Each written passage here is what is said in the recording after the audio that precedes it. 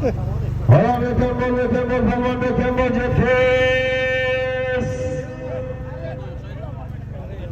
Öyle aman arayla. Bir hakkınız. Taşlığa gel Elaman, taşlığa gel.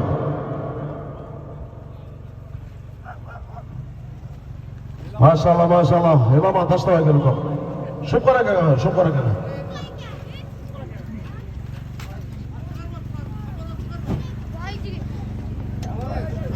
Elaman молодец, Elaman tamam. Hafta salon. 88. Bu 10.000. Gelişi 5.000 son. Молодец. Ya kanday oldu.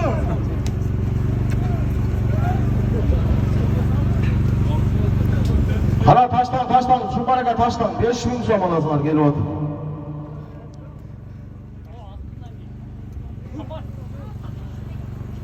Rahmetli barakalla. Yelaman tallalama olsun yelaman talla. Buna büyük kalabalıktır. 24. sorumu. 10.000 so'mga tashlagan talla. Beyokat rayonu. Sadırbayev aylakotda qarashdi. Toshchigash aylim tallani. Beyokat avtosalon. Yelaman arena. Yelaman talda. Aslındaga tezinin atı. Pakeletçi 88 degen atı vermedi. Yelaman talman oldu maşallah Yelaman. Duam ver. Sadırbayev. Assalomu alaykum cemaat, hoş geldinizler. Do'ronbek Sadırbayev aylakoti, Allah razı olsun dualarınızdan.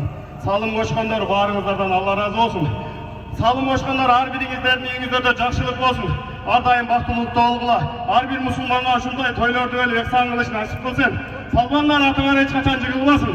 Shu vaqtlaringizda Alloh taolo qil gapirishidan chaqalganday bo'lib o'tib ketganga Alloh taolo nasib qilsin.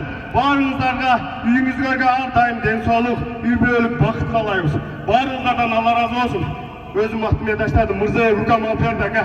Mırzayev rahmat ukam. Deneyene küçük yetmesin. Ardayım den soğukta olkam. Rahmat. Allah razı olsun.